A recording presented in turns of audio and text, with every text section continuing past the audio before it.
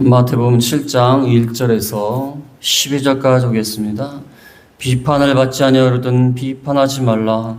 너희가 비판하는 그 비판으로 너희가 비판을 받을 것이요 너희가 헤아리는 그 헤아림으로 너희가 헤아림을 받을 것이니라. 어찌하여 형제의 눈 속에 있는 티는 보고 내 눈 속에 있는 들보는 깨닫지 못하느냐. 보라, 내 눈 속에 들보가 있는데 어찌하여 형제에게 말하기를 나로 내 눈 속에 있는 티를 빼게 하라 하겠느냐. 외식하는 자여, 먼저 내 눈 속에서 들보를 빼어라. 그 후에야 밝히 보고 형제의 눈 속에서 티를 빼리라. 거룩한 것을 그에게 주지 말며 너희 진주를 돼지 앞에 던지지 말라. 그들이 그것을 발로 밟고 돌이켜 너희를 찢어 상하게 할까 염려하라. 구하라, 그리하면 너에게 주실 것이요 찾으라, 그리하면 찾아낼 것이요 문을 두드리라, 그리하면 너에게 열릴 것이니 구하는 이마다 받을 것이요 찾는 이는 찾아낼 것이요 두드리는 이에게는 열릴 것이니라. 너희 중에 누가 아들이 떡을 달라 하는데 돌을 주며 생선을 달라 하는데 뱀을 줄 사람이 있겠느냐. 너희가 악한 자라도 좋은 것으로 자식에게 줄 줄 알거든 하물며 하늘에 계신 너희 아버지께서 구하는 자에게 좋은 것으로 주시지 않겠느냐. 그러므로 무엇이든지 남에게 대접을 받고자 하는 대로 너희도 남을 대접하라. 이것이 율법이요 선지자니라. 아멘. 오늘은 15주 비판하지 말고 기도하라. 마태복음 7장 1절에서 12절 말씀, 비판하지 말고 기도하라. 비판과 기도에 대해서 나와 있습니다. 여태까지 말씀은 개인적인 말씀을 다 하셨습니다. 그래서 율법을 어떻게 하면 잘 지킬 것인가, 하나님의 경건한 생활을 어떻게 하면 잘할 것인가, 개인이 무엇을 잘할 것인가, 그것을 말했다고 하며 오늘 이 1절부터 5절까지는 비판에 대한 가르침입니다. 이것은 공동체 안에서, 개인이 아니라 공동체 안에서 서로 간에 어떻게 해야 될 것인가, 비판하지 말라는 것입니다. 비판하지 말라고 그랬다 해서 아무 말도 하지 말고 잘못에 대해서 그냥 넘어가고 이게 잘한 것인지 못한 것인지 아무 판단도 하지 말고 그렇게 하라는 것이 아닙니다. 분별은 하고 판단은 하지만 남의 허물을 보고 그 사람을 모독을 한다든지 비하를 한다든지 또 그 사람을 지극히 낮추기 위해서, 모독시키기 위해서 하는 비판, 이것을 하지 말라는 것입니다. 분별을 하라고 했어요. 다음 시간에도 나오지만 거짓 선지자 분별하라고 했습니다. 7장 15절에 거짓 선지자들을 삼가하라. 분별은 해야 됩니다. 이것이 옳은지 저것이 옳지 않은지 분별을 하고 판단을 하고 또 말할 수 있습니다. 그러나 중요한 것은 내가 재판장의 위치에 서서, 하나님의 위치에 서서 오만한 자리에 서가지고 남을 판단하고 내려깎고 자기는 마치 그런 죄를 짓지 않은 듯이 아주 오만한 자리에서 남을 멸시하고 깎아버리고 경멸하고 그런 비판을 하지 말라는 것입니다. 그래서 비판을 하지 마라. 1절에 비판을 받지 아니하려든 비판하지 말라. 비판이라는 것은 남을 평가하고 재판하고 분석하고 정죄하는 것을 말합니다. 평가를 해갖고 재판을 하듯이 정죄하는 것. 그것을 하지 말라고 했습니다. 왜냐하면 비판을 받지 아니하려든 비판하지 마라. 비판하는 자는 비판을 받게 되어 있습니다. 남에 대해서 막 뭐라 그러면요, 그 상대방도 봐라, 내가 한번 지켜보겠다, 너는 얼마나 잘하는지, 똑같이 비판하게 돼 있어요. 그렇지 않습니까? 우리가 남에 대해서 막 뭐라 그래요? 넌 뭐 잘못됐고 그럼 듣는 사람이 기분이 나쁘니까 너 한번 잘하나 보자. 그래갖고 기다리는 거야. 기다렸다가 그 사람도 잘못하면, 야, 넌 날 비판했지? 그래, 너는 뭐냐? 넌 왜 이래? 똑같이 되는 거야. 그러니까 비판을 받지 않으거든. 비판하지 마라. 또는 하나님이 이렇게 최후의 심판대 앞에서 심판을 하시는데 우리가 남을 많이 비판하고 자기가 하나님 앞에서 바로 하지 못하면 자기가 한 비판대로 하나님이 최후의 심판대 앞에서 우리를 비판하신다는 거예요. 우리는 최후의 심판대 앞에 설 사람들이에요. 예수님이 재림하신 다음에 하나님 앞에 딱 서가지고 판단을 받을 사람들이에요. 주제 파악을 하라는 것입니다. 주제 파악. 이제 판단을 받을 사람이 누구를 비판하느냐 그 말입니다. 그래서 우리가 하나님의 심판대 앞에 설 자들인 것을 깨달아서 함부로 비판하고 남을 모독하고 비하하고 그러지 말라는 것입니다. 예를 들면 마치 범죄자가 법정에서 재판을 받고 있는데 재판을 받으면서 막 누구는 뭐라고 하는 거예요. 재판받으면서. 자기는 죄를 져서 지금 재판받으면서. 검사 뭐라고 그러고 방청에서 있는 사람 뭐라고 그러고. 그러면 어떻게 되겠습니까? 그거는 괘씸죄에 걸려갖고 가중처벌돼요. 이건 반성도 안 한다. 오히려 재판에 불리합니다. 우리가 하나님의 최후의 심판대 앞에 설 것이다. 그 최후의 심판대 앞에 서면 우리가 죄 지은 것을 하나님 앞에 직구한다고 했어. 다 우리 입으로 얘기한다고 했어. 그 최후의 심판대 앞에 설 자들인 줄 알고 함부로 비판하지 마라. 2절에 보면 2절에 너희가 비판하는 그 비판으로 너희가 비판을 받을 것이요 너희가 헤아리는 그 헤아림으로 너희가 헤아림을 받을 것이니라. 너희가 어떠한 기준으로 남을 비판하면 그 기준에 맞게 너희도 비판을 당할 것이다. 그래서 상대방을 갖다가 잡으려고 올무를 치고 덫을 놓았는데 그 올무와 덫에 누가 걸립니까? 본인이 걸린 거야, 본인이. 옛날 어떤 사람을 산에서 짐승을 덫으로 잡으려고 놓았는데 너무 덫을 많이 놔갖고 어디에 있는지를 몰라서 가다가 자기가 걸렸대요. 어디 있는지를 너무 많이 해놓으니까 무슨 컴퓨터에다 기록을 해놨겠어요. 대충 지리를 아니까 여기다 하고 이제 내가 기억을 잘하겠지 하고 갔는데 기억을 못해갖고 본인이 걸리는 거예요. 우리가 남을 비판하면요 덫을 놓는 거예요. 덫을. 그러면 남만 걸리는 게 아니라 자기도 걸려요. 자기도. 어떤 사람이 막 남을 속이고 사기치고 이러니까 막 비판했어요. 근데 본인도 모르게 남을 속이게 돼요. 그러면 자기가 비판했던 그 기준에 자기가 걸리는 거예요. 너희가 헤아리는 그 헤아림으로 너희가 헤아림을 받을 것이다. 남을 비판하는 그 잣대에 자기가 걸리는 거예요. 그러니까 함부로 비판하지 말라는 것입니다. 그래서 어떤 분이 자기는 막 건강한 거예요. 건강하니까 남을 막 뭐라고 하는 거예요. 너 맨날 힘도 없고 맨날 열심히 좀 살고 그래야지 왜 이렇게 힘이 없고 맨날 그러다니 비실비실 걸려. 본인은 건강하니까. 근데 나중에 그 사람이 그렇게 됐어요. 그렇게 됐어요. 하나님이 정확하게 보여주는 거예요. 남을 비판하고 판단하는 그 헤아림으로 헤아림을 받을 것이다.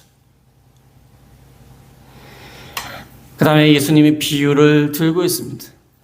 3절에 보면 3절에 어찌하여 형제의 눈 속에 있는 티는 보고 내 눈 속에 있는 들보는 깨닫지 못하느냐.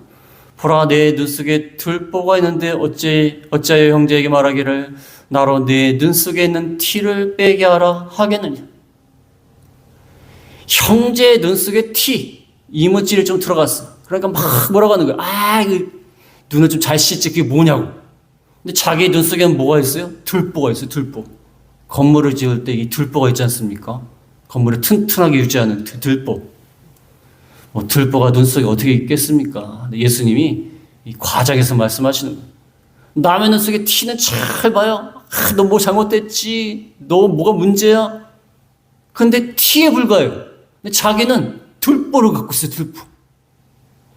더 큰 잘못을 저질렀어요. 보통요, 다른 사람의 죄는요, 밖으로 드러나는 거기 때문에 사소한 겁니다. 대부분이. 근데 본인의 죄는요, 마음속에 악한 생각, 악한 동기가 있고 그것이 또 드러나는 거기 때문에 사실 들보같이 커요. 그러니까 남은 죄를 별로 안 졌고 이 사람만 죄를 많이 졌다 그 말이 아니라 남의 죄는요, 드러난 죄만 보이는 거예요. 그 사람이 속은 알 수 없어요. 그러니까 티와 같아요. 근데 본인의 죄는요, 본인이 알고 있는 자기의 죄는 들보 같아요. 왜? 네 자신은 아니까. 자기의 들보가 있는데 어찌하여 형제에게 말하기를 내 눈 속에는 티를 빼라, 티 좀 빼라 하겠느냐. 남의 눈 속에 있는 티를 빼게 하라 말할 정도가 되려면 자기의 들보를 먼저 빼라는 거예요. 근데 중요한 거는요, 티를 빼라는 거예요. 티를 빼기는 빼라는 거예요. 남이 잘못한 거 티가 있으면 잘 말을 해갖고 빼게 해야 돼요. 해야 되는 건 맞아요. 그러나 먼저 자기가 회개하고 들보부터 빼라는 거예요. 남의 눈 속에 있는 티를 갖다가 내가 들보를 가지고 있으니까 야, 남의 눈 속에 티는 빼지 마라. 내가 들보가 있는데 뭘 빼냐. 내가 더 큰 죄인인데. 그런 게 아니라 남의 눈 속엔 티도 빼겠지만 빼는 게 맞아요. 그렇지만 자기가 먼저 회개하라는 거예요. 어떤 분은 신학교 다닐 때인가요? 이제 목사가 되려고 하는데 자기는 설교 말씀 잘 못하겠대요. 왜 그러냐 했더니 내가 지은 죄가 이렇게 많은데 어떻게 교인들한테 말씀을 가르치겠냐는 거예요. 내 눈 속에 들보가 있는데 어떻게 남의 눈 속에 티를 빼게 하라고 말할 수 있겠냐 그 말이에요. 그건 아닙니다. 그건 아니에요. 먼저 내 자신이 회개하고 바로 서고 그 다음에 남의 눈에 티도 빼야 돼요. 그렇게 하라는 겁니다. 근데 보통은요, 자기의 죄는 잘 몰라요. 자기의 죄 모릅니다. 들보와 같은 죄가 있는데 몰라요. 근데 남의 눈 속에는 티는 잘 보여요. 아주 잘 보입니다. 남의 허물, 남의 실수, 남의 결점, 자기도 똑같은 거를 가지고 있음에도 더 큰 것을 가지고 있음에도 잘 몰라요. 잘 모르거나 인정하지 않아요. 나는 어쩔 수 없이 그렇게 했다는 거예요. 근데 남은 너 왜 그러냐 이거예요. 내로남불이지 않습니까? 내로남불. 내가 하면 노맨 쓰고 남이 하면 불륜이고. 나는 어쩔 수 없이 불륜을 했다는 거예요. 사랑하니까. 근데 남이 불륜하면 그건 아니에요. 그건 잘못한 거예요.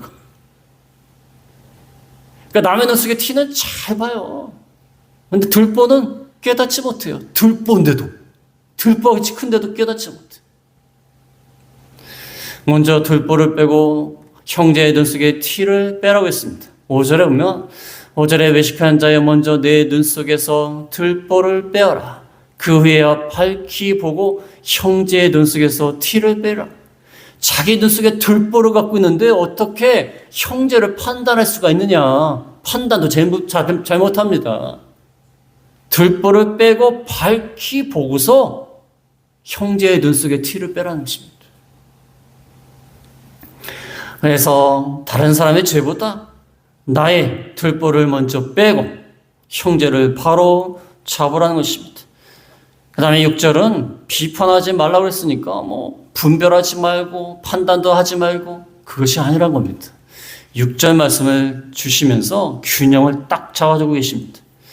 6절에 보면은 6절에 거룩한 것을 개에게 주지 말며 너희 진주를 돼지 앞에 던지지 말라. 그들이 그것을 발로 밟고 돌이켜 너희를 찢어 상하게 할까 염려하라. 거룩한 것을 개에게 주지 마라. 진주를 돼지 앞에 던지지 마라. 거룩한 것.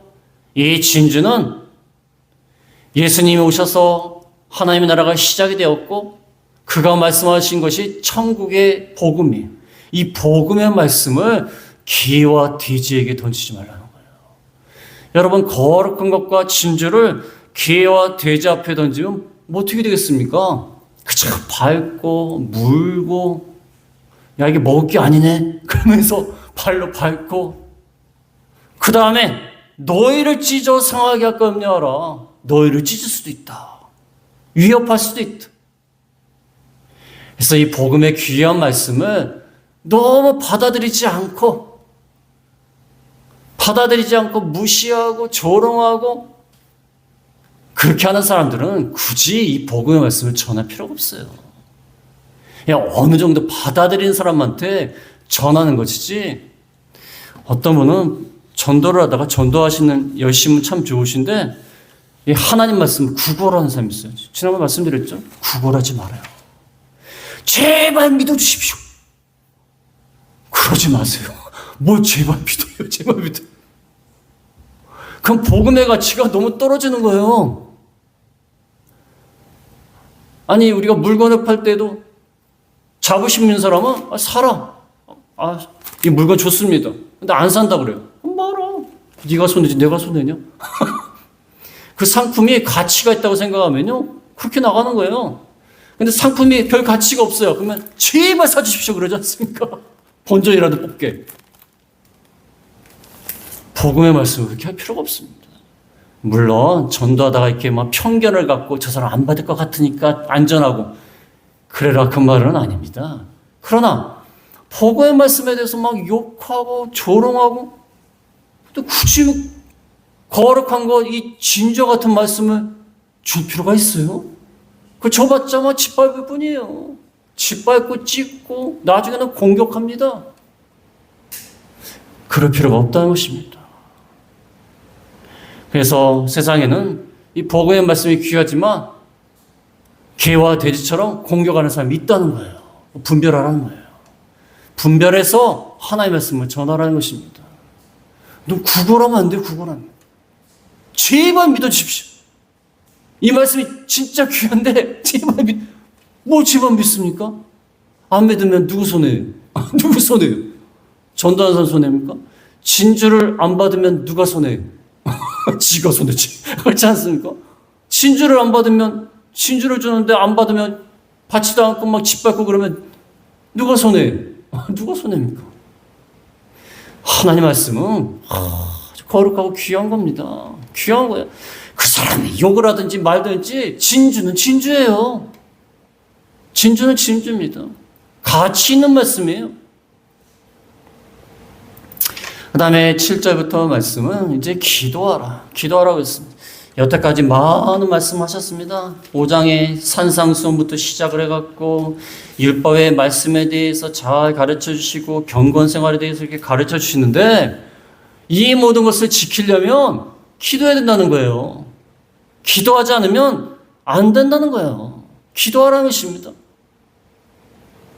7절에 보면은 7절에 구하라 그리하면 너에게 주실 것이요 찾으라 그리하면 찾아낼 것이요 문을 두드리라 그리하면 너에게 열릴 것이니.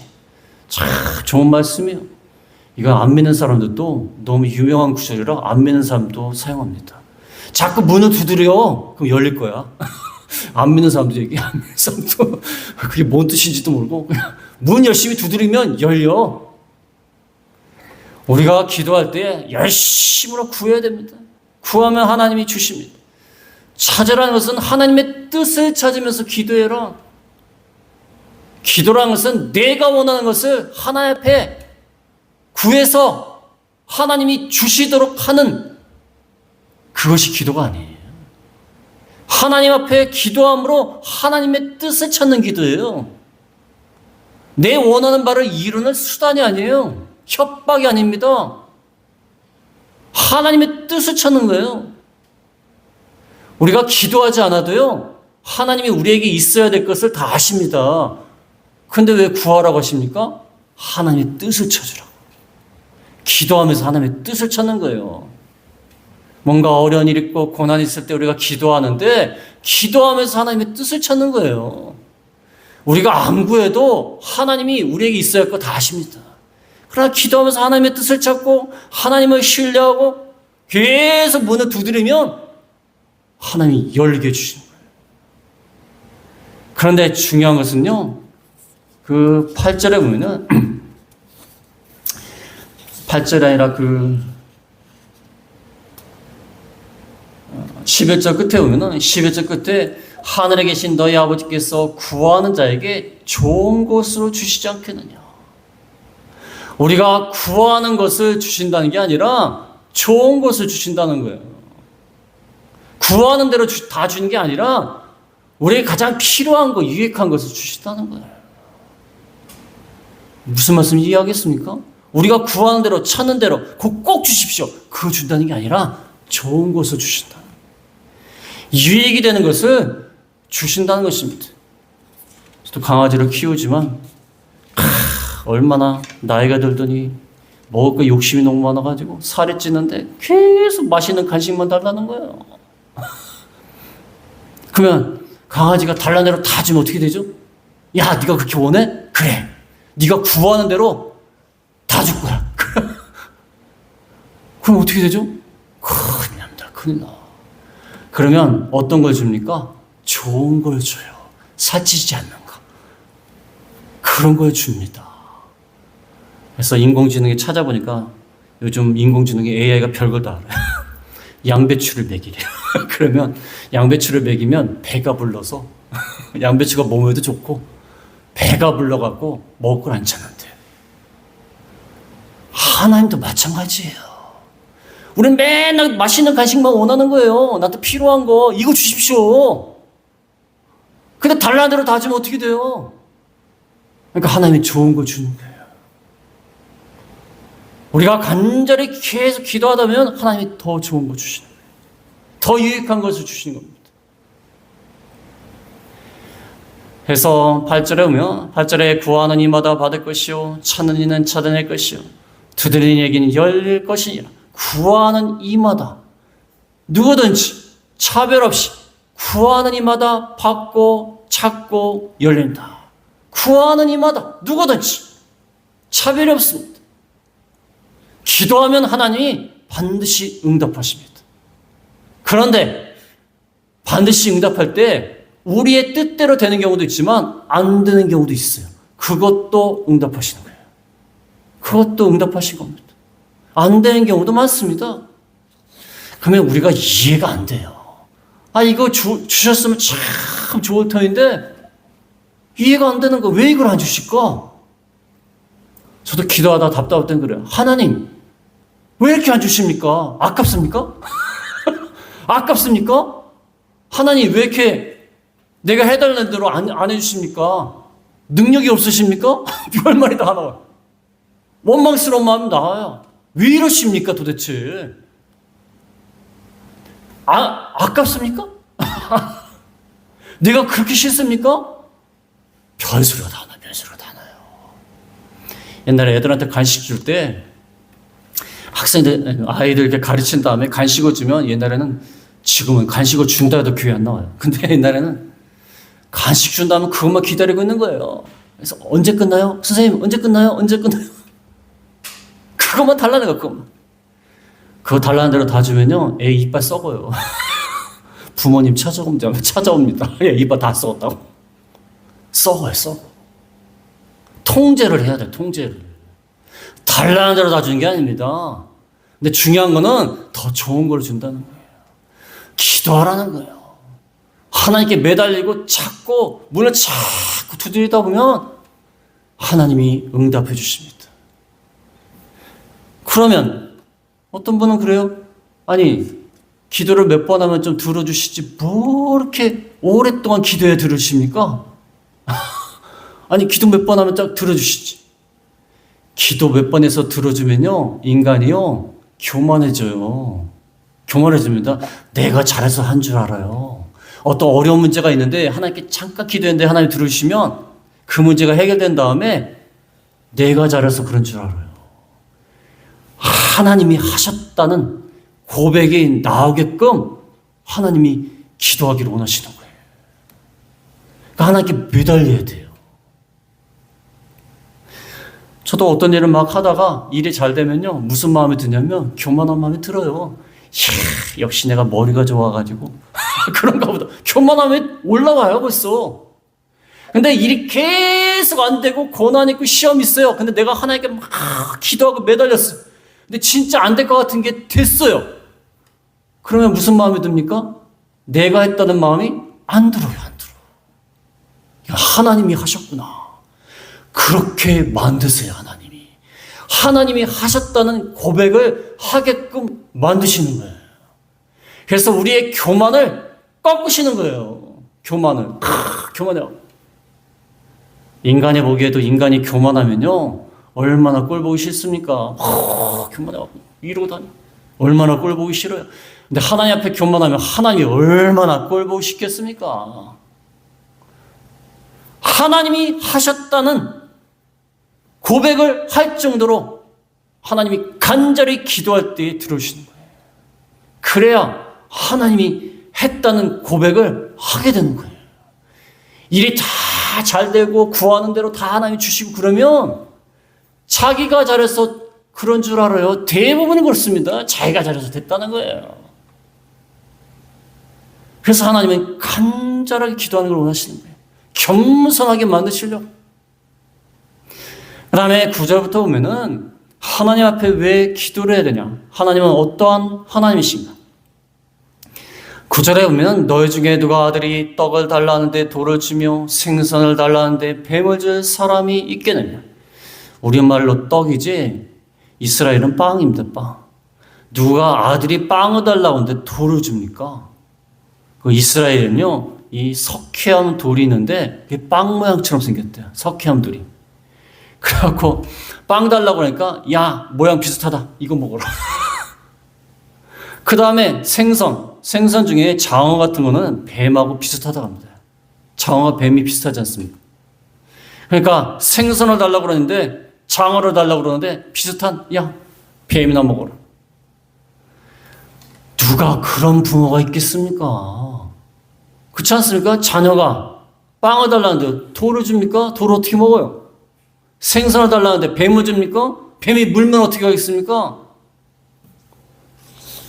여기 11절에 나오지 않습니까? 11절에 너희가 악한 자라도 좋은 것으로 자식에게 줄 줄 알거든. 하물며 하늘에 계신 너희 아버지께서 구하는 자에게 좋은 것으로 주시지 않겠느냐. 아무리 악한 사람이라 할지라도 자기 자녀에게는 좋은 것으로 줍니다. 누가 빵을 달라는데 돌을 줍니까? 누가 생선을 달라는 게 뱀을 줍니까? 이렇게 교묘하게 속여가지고 자식에게 줄 사람이 없다는 거예요. 교묘한 거 아닙니까? 빵하고 돌 모양이 비슷하고 생선하고 뱀 모양이 비슷하니까 교묘하게 속여가지고 그걸 준다? 그럴 사람이 어디 있겠냐는 거예요. 악한 자라도 좋은 것으로 자식에게 준다. 없는 것도 억지로 사와서 주려고 하는데 어떻게 그런 것을 주겠느냐. 너희 하늘에 계신 너희 아버지께서, 예수님이요 아버지라는 말씀을 참 많이 하십니다. 그래서 주기도문 그 말씀할 때에도 그 6장 9절에 보면 6장 9절에 너희는 이렇게 기도하라. 하늘에 계신 우리 아버지, 하늘에 계신 우리 아버지. 오늘 말씀도 하늘에 계신 너희 아버지께서 구하는 자에게 좋은 것으로 주시지 않겠느냐. 하늘 아버지, 하늘에 계신 너희 아버지, 우리의 아버지가 되신다. 아버지는 뭡니까? 아버지를 통해서 우리가 자식이 태어나지 않습니까? 우리에게 생명을 주신 분이에요. 아버지는 생명을 주셨다는 거예요. 옛날에 그런 말 하지 않습니까? 아버지 날 낳으시고, 아버지 날 낳으시라고 했나요? 아버지가 날 낳네요. 어머니가 날 낳으셨나요? 아버지 날 낳으셨다는 말 제가 기억하거든요. 저는 어렸을 때 아니 아버지가 왜 나를 낳아? 어머니가 낳으셨지. 그렇게 생각했는데 아버지라는 개념은 나에게 생명을 준 거예요. 나의 몸을 준 거예요. 아버지, 나에게 생명을 준 세상에는 아버지도 좋은 것을 주는데 하늘에 계신 너희 아버지는 우리를 만드시고 이 땅에 보내주시고 생명을 주신 아버지신데 좋은 것으로 주시지 않겠느냐. 그 말씀을 하고 있는 것입니다. 여기 좋은 것이라는 것은 누가복음 11장 13절에는 뭐라고 나와 있냐면 같은 말씀인데 누가복음 11장 13절에는 너희가 악할지라도 좋은 것을 자식에게 줄 줄 알거든 하물며 너희 하늘 아버지께서 구하는 자에게 성령을 주시지 않겠느냐. 좋은 것을 성령이라고 말하고 있습니다. 성령. 성령의 은사를 우리에게 주신다. 가장 유익한 거, 성령의 은사를 우리에게 주신다는 거예요. 우리가 여기에는 이제 제자들에게 하신 말씀이기 때문에 제자들이 예수님을 따라가려면은 참 어려운 일이 많습니다. 예수님을 따라간 제자들이 다 순교를 당했어요. 한 명 빼놓고 다 순교당했어요. 그 제자에게 얼마나 힘듭니까? 근데 하나님께서 구하는 자에게 좋은 것으로 주신다. 성령의 은사를 주신다. 감당할 수 있는, 고난을 이겨낼 수 있는 능력을 주신다. 그러니까 기도하라는 것입니다. 제자들이 힘든 고난의 삶을 살 터인데 구할 때 하늘아버지께서 성령의 은사 가운데 너희가 그것을 잘 감당하게 하실 거니까 구하라는 거예요. 우리가 예수님을 따라가려면 얼마나 힘든 일이 많습니까? 힘든 일이 많아요. 말씀대로 하려면 힘든 일이 많습니다. 적당히 살면 힘든 일이 없어요. 하나님 말씀대로 살려고 하니까 힘든 일이 많아요. 그때마다 하늘아버지께 구하면 감당할 수 있는 좋은 것을 우리에게 주신다는 거예요. 우리의 아버지가 되신다. 그 다음에 마지막에 12절에 보면 그러므로 무엇이든지 남에게 대접을 받고자 하는 대로 너희도 남을 대접하라. 이것이 율법이요 선지자니라. 하나님이 우리에게 가장 좋은 것을 주시니까 우리도 이웃에게 잘 대접하라는 거예요. 이것이 율법이요 선지자다. 하나님 말씀 여러 가지로 뭘 해라 하지 마라 하고 있는데 한마디로 남을 잘 대접하라는 거예요. 그러면 이웃에 대한 말씀 다 지킨다는 거예요. 그런데 남에게 대접을 받고자 하는 대로 너희도 먼저 대접하라는 거예요. 남이 싫어하는 거 너도 하지 마라. 보통 그런 말을 합니다. 그 당시에도 그런 말이 있어요. 유대교에서 타종교에서 그런 말이 있습니다. 네가 싫은 일을 남에게 하지 마라. 남이 싫어하면 하지 마라. 하지 마라는 것은 소극적이에요. 소극적. 근데 예수님은 대접을 받고자 하는 대로 대접하라는 거예요. 긍정이에요. 긍정. 우리가 살면서 그런 게 있지 않습니까? 이렇게 식당에 가면은 옛날에 어떤 교수님하고 식당에 딱 가면은 뭘 하고 싶죠? 저 사람이 저기서 좀 숟가락하고 젓가락 좀 꺼내가지고 해줬으면 좋겠다. 아니면 물이라도 이렇게 따라줬으면 좋겠다. 그런 마음이 들잖아요? 그럼 먼저 하라는 거예요. 근데 그 교수님은 항상 식당에 가면은 먼저 물컵부터 교수님이 학생들한테 벌써 물 따라가지고 젓가락도 막 다 놔요. 교수님이. 교수님. 저는 그때 많은 걸 깨달았어요. 우리가 저 사람이 좀 해줬으면 좋겠다 생각하는 거 먼저 하라는 거예요. 저 사람이 물을 따라줬으면 좋겠다 그러면 내가 먼저 하라는 거예요. 저 사람이 나한테 좀 도움을 줬으면 좋겠다 생각하면 먼저 하라는 거예요. 저 사람이 맛있는 것을 좀 사줬으면 좋겠다 그러면 먼저 대접하라는 거 먼저. 그게 율법과 선지자요. 예수님이 여태까지 가르쳐 주신 모든 말씀을 지키는 방법이라는 것입니다. 복잡한 게 아니에요. 복잡한 게. 계명이 많고 율법도 많고 복잡하지 않습니까? 그런데 남에게 대접을 받고자 원하는 대로 먼저 대접하면 그 말씀 다 지키는 거라는 거예요. 이게 얼마나 좋은 말씀입니까? 이거 12절 말씀. 이거 잘 쓰셔가지고 액자에다 걸어놓으면 딱 좋겠어요. 얼마나 좋은 말씀이에요? 어려운 말씀입니까? 저 사람이 나한테 뭘 해줬으면 좋겠다 그러면 먼저 하라는 거예요. 그게 말씀 다 지키는 거라는 거예요. 율법과 선지자 다 지키는 거다. 어려운 말씀입니까? 복잡한 말씀입니까? 우리가 말씀이 어려워서 순종 못하나요? 말씀이 어려워서 순종 못하는 게 아니라 우리가 순종하기 싫으니까 순종 안 하는 거예요. 말씀이 어렵지 않아요. 대접을 받고자 하는 대로 대접해라. 근데 말은 쉬운데 이게 쉽질 않아요. 쉽질 않아요. 왜 내가 먼저 대접해? 내가 나이가 더 많은데. 난 교수인데. 넌 학생이고. 왜 내가 먼저 대접을 해? 이 나이에. 내가 대접을 받아야지. 다들 그렇게 생각해요. 그러니까 말씀을 못 지키고 우리가 아직 예수님의 수준에 못 따라가는 거예요. 그래서 오늘 말씀을 통하여서 비판하지 마라. 그 다음에 기도해라. 이 말씀을 잘 생각하시면서 순종하는 저희가 다 되겠습니다. 말씀을 생각하시면서 제가 기도하겠습니다.